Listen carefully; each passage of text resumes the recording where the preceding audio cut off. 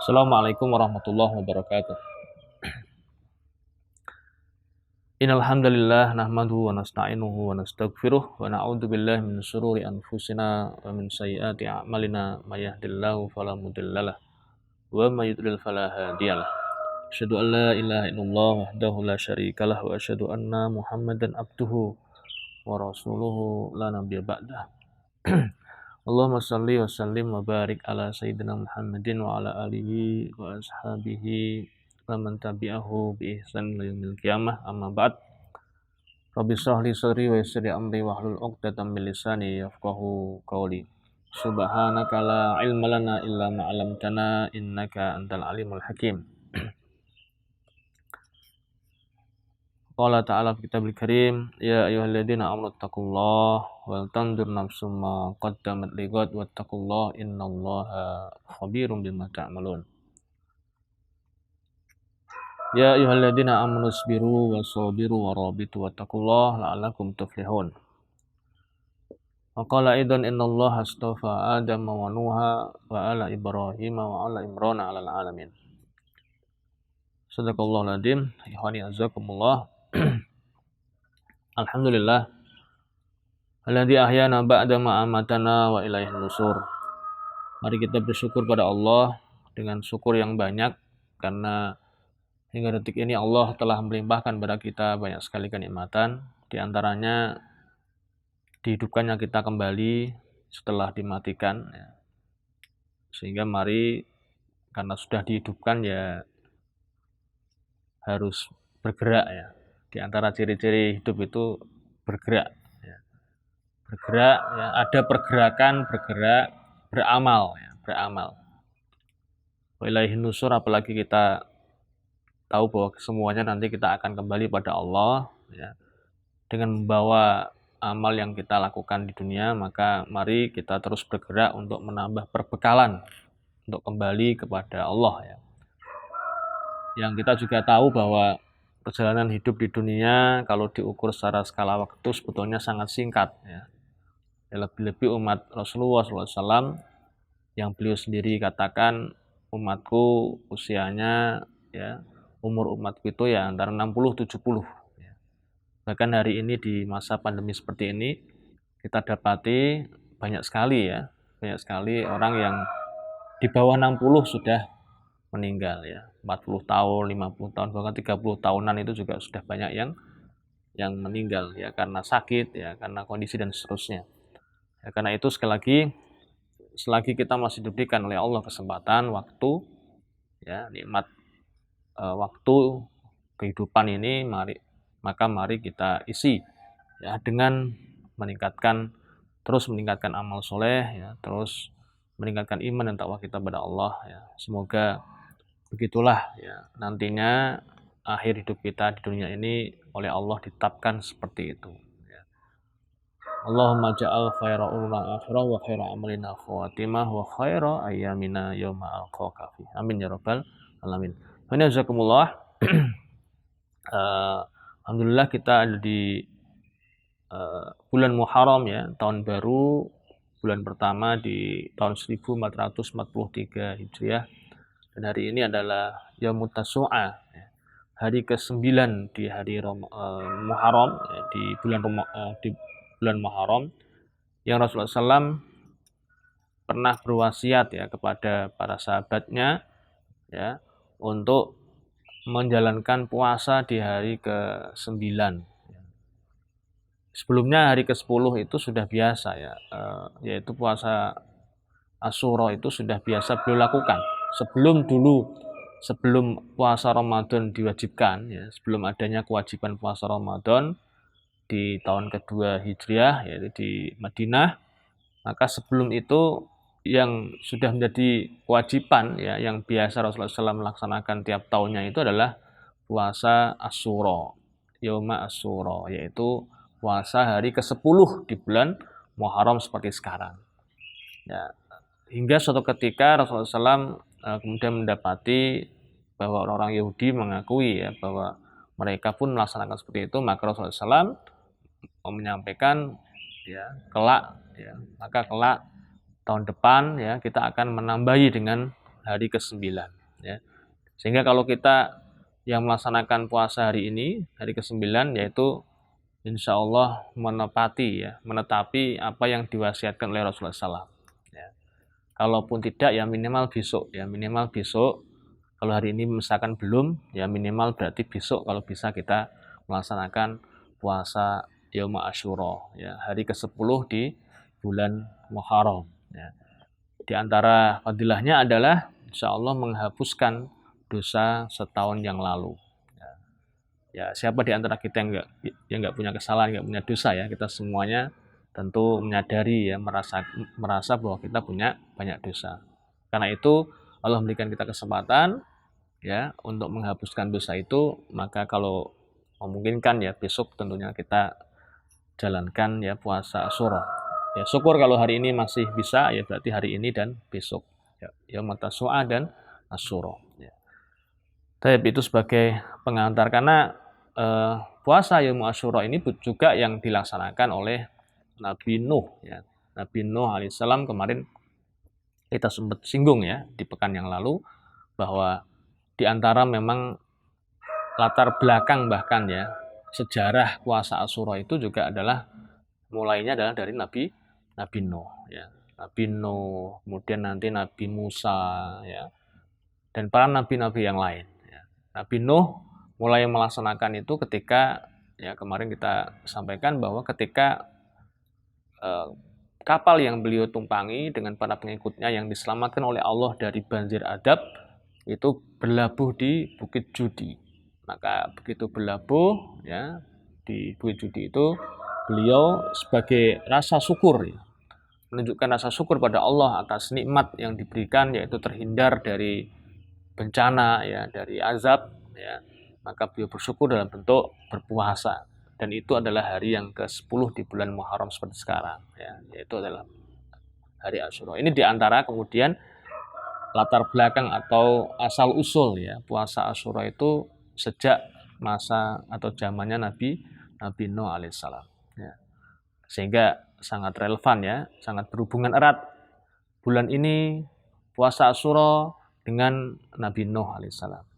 Jazakumullah, kita akan lanjutkan insya Allah dan ini bagian terakhir dari serial kisahnya Nabi Nuh ya. Sudah 2 kali kemarin kita sampaikan, kita ambil dari Quran, kemudian dari hadis-hadis, kemudian hari ini seri terakhir insya Allah serial Nabi Nuh ya 3 kali insya Allah kita sampaikan. Kita mulai dari pertama tentang bagaimana karakter atau perangai ya, atau kebiasaan ya. Sebagaimana ketika kita mempelajari kisah Rasulullah SAW, itu ada satu kitab yang secara lengkap bahkan detail membahas tentang perangai Rasulullah SAW ya. As-Sama'il Muhammadiyah ya, karya Al-Imam At-Tirmidzi.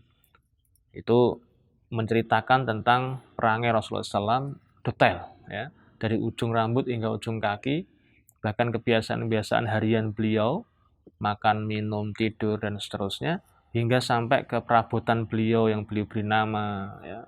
Itu disampaikan di kitab tersebut ya, Asy-Syama'il Muhammadiyah ya. Dulu pernah kita singgung sebentar ya dulu. Nah, sekarang kita perangai Nabi Nuh, kita akan coba lihat bagaimana perangai Nabi Nuh.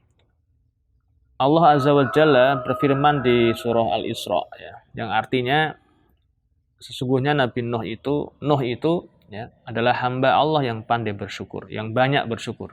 Nah ini, jadi di antara perangai ya, karakter ya, akhlak, kebiasaan Nabi Nuh yang mulia itu adalah beliau termasuk hamba yang pandai bersyukur, yang banyak bersyukur ya. Dan begitulah memang orang-orang terbaik ya, para nabi dan rasul menyontohkan pada umat ini ya. Jadi kita dicontohkan, diteladankan pada kita ya, kita diberikan panduan untuk kita banyak bersyukur. Ya tadi juga sudah kita singgung ya, ketika terkait puasa itu juga beliau melakukannya adalah dalam bentuk syukur ya. Jadi ketika mendapatkan nikmat lebih-lebih itu syukur, kemudian syukur itu diwujudkan dengan amaliyah yang nyata Ya di antaranya kemudian puasa Asyura itu. Nah, itu. Jadi sesungguhnya Nuh itu adalah hamba yang banyak bersyukur, ya. Nah, di antara bentuknya selain kemudian kemarin kita singgung dan tadi juga kita singgung tentang puasa Asyura itu, eh, ada yang meriwayatkan, ya. Ada yang meriwayatkan bahwa Nabi Nuh alaihissalam itu selalu memuji Allah Ta'ala dalam makan, minum, berpakaian, dan seluruh aktivitasnya. Ya.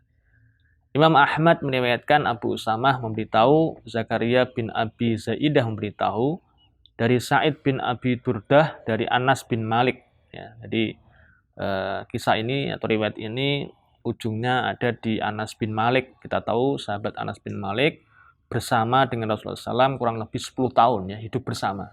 Ya, sehingga kita yakin bahwa beliau banyak menangkap entah itu perkataan, entah itu perbuatan Rasulullah SAW yang kemudian beliau riwayatkan sebagai petunjuk untuk umat. Ya. Rasulullah SAW bersabda, sungguhnya Allah selalu meridhoi seorang hamba yang memakan makanan, lalu dengan makanan itu ia memujinya, atau meminum minuman lalu ia memujinya atasnya. Ya. Hadis riwayat Ahmad. Ya. Jadi ini juga diriwayatkan oleh Imam Muslim, Tirmidzi, An-Nasa'i, dan Abu Usamah. Ya. Jadi ini menunjukkan, dan tadi hadis ini asbabul wurudnya itu adalah terkait dengan apa yang dilakukan oleh atau kebiasaannya Nabi Nuh alaihissalam. Seperti kemarin ketika kita mengkaji tentang Nabi Idris misalkan. Maka Rasulullah SAW pun dalam sebuah riwayat pernah menyampaikan pada para sahabat, ya, tentang menulis ya dengan pena. Ya, maka beliau mengatakan bahwa tentu yang beliau katakan adalah bersumber dari Allah, ya, dari wahyu. Ya kan, beliau diberitahu oleh Allah, nah beliau kemudian menyampaikan kepada para sahabat, ya, sampailah ke kita. Nah, ketika kemarin Nabi Idris, kita juga mendapatkan satu riwayat bahwa Nabi Idris itu adalah orang pertama kali yang menulis dengan pena.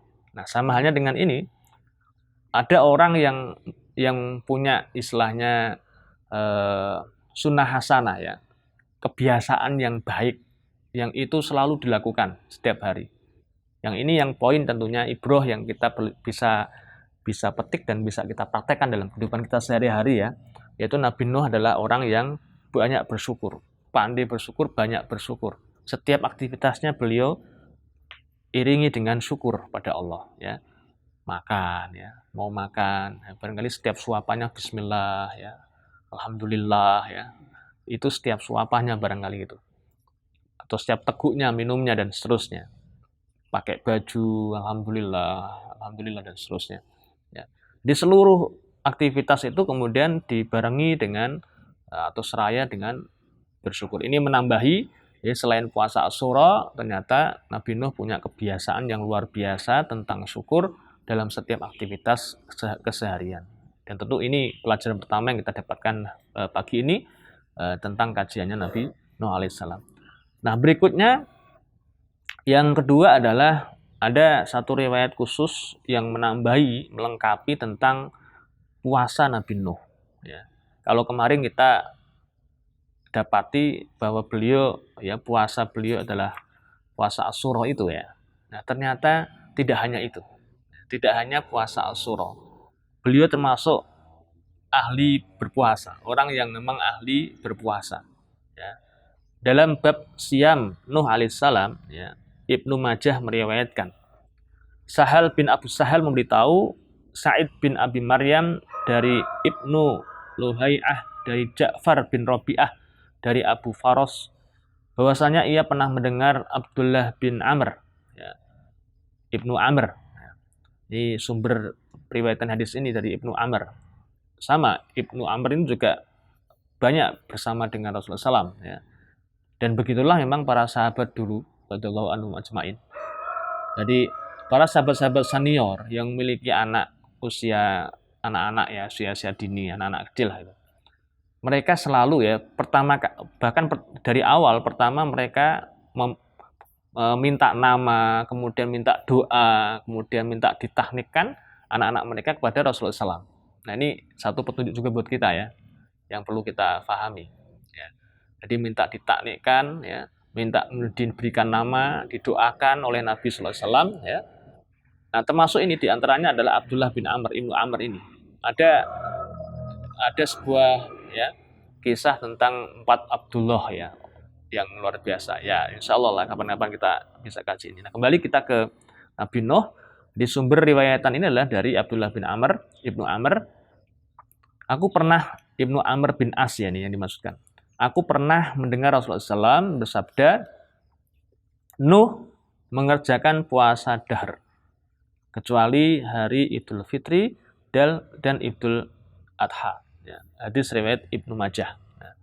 Nah, ini barangkali kalau ada orang yang istilahnya itu puasa ngebleng ya, bukan ngebleng ya, tapi puasa sepanjang tahun.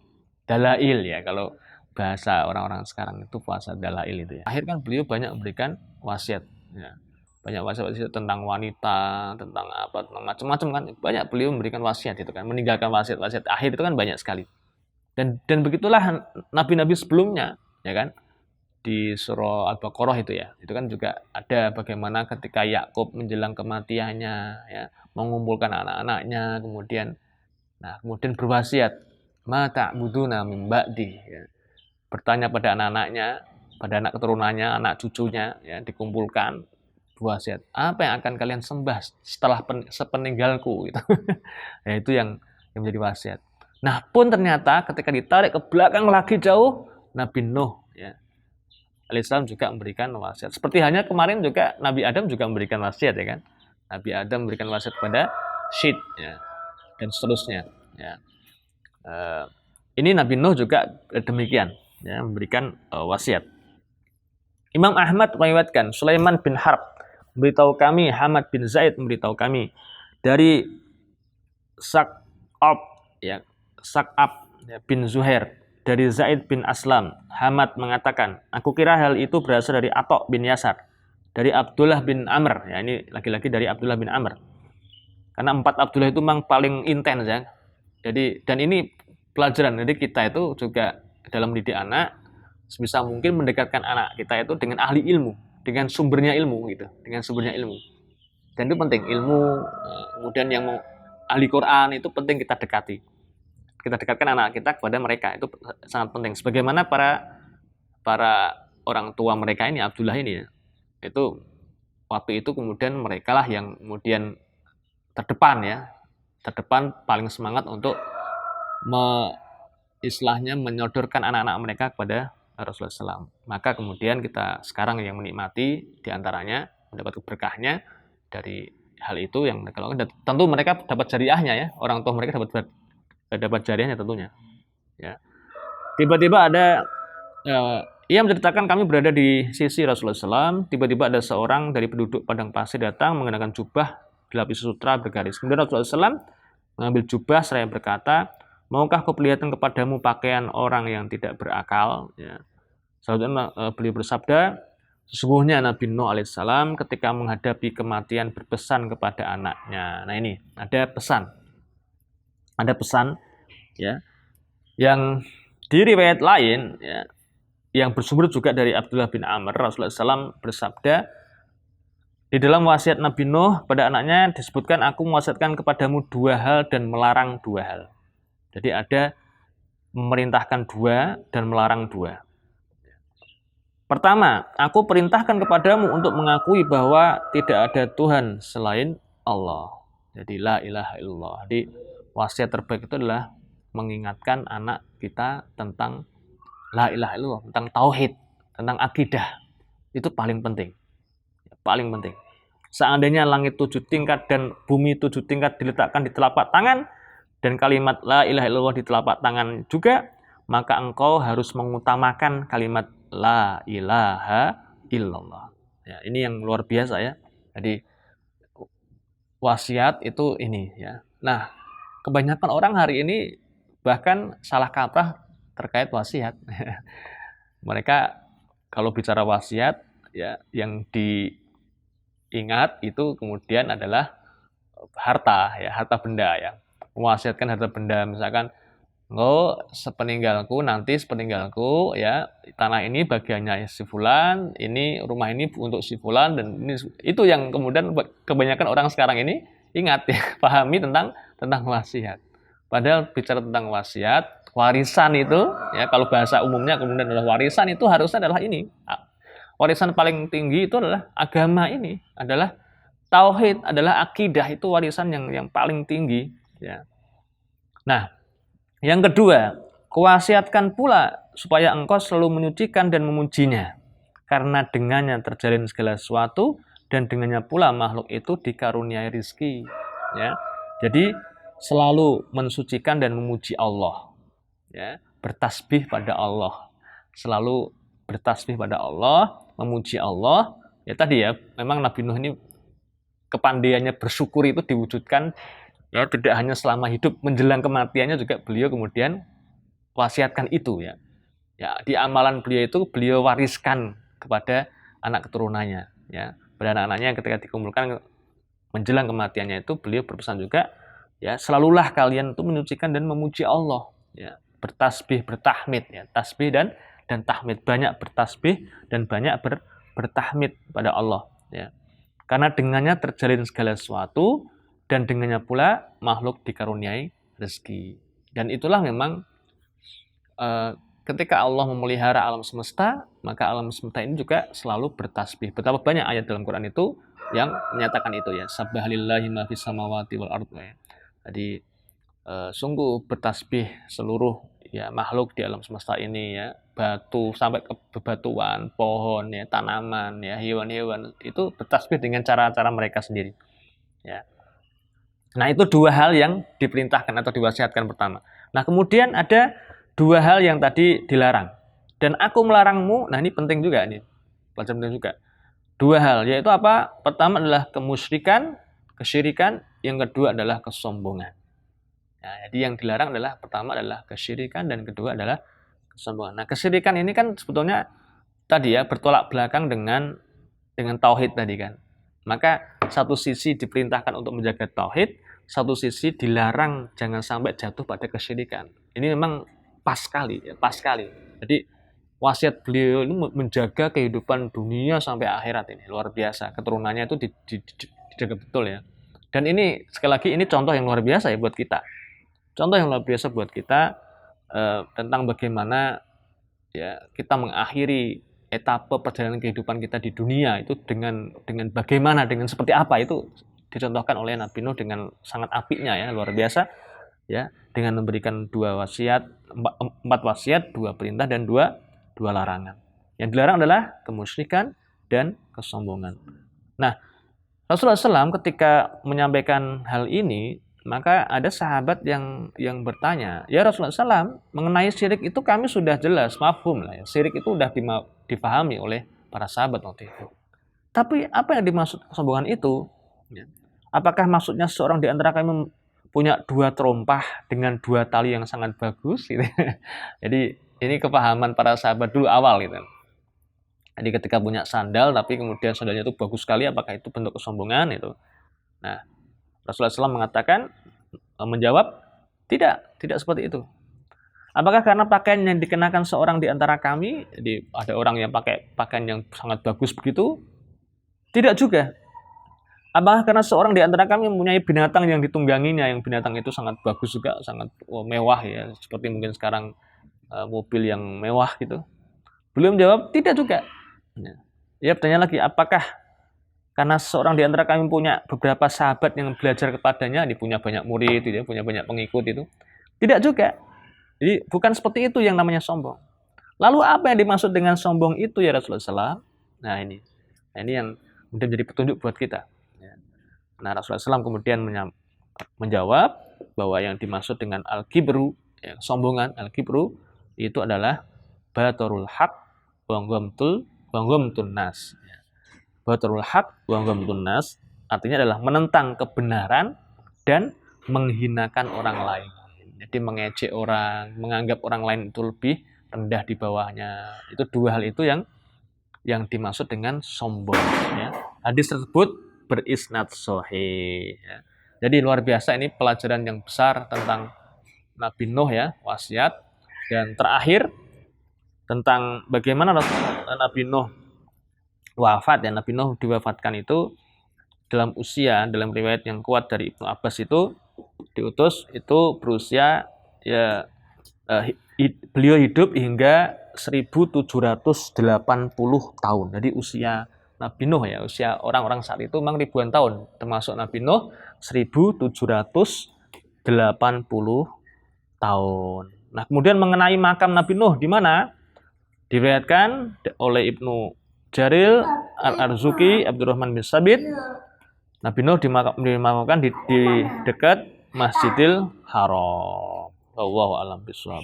Demikian barangkali kajian kita tentang Nabi Nuh ya, kita sudah berakhir. Insyaallah pekan depan kita akan lanjutkan dengan yang lain.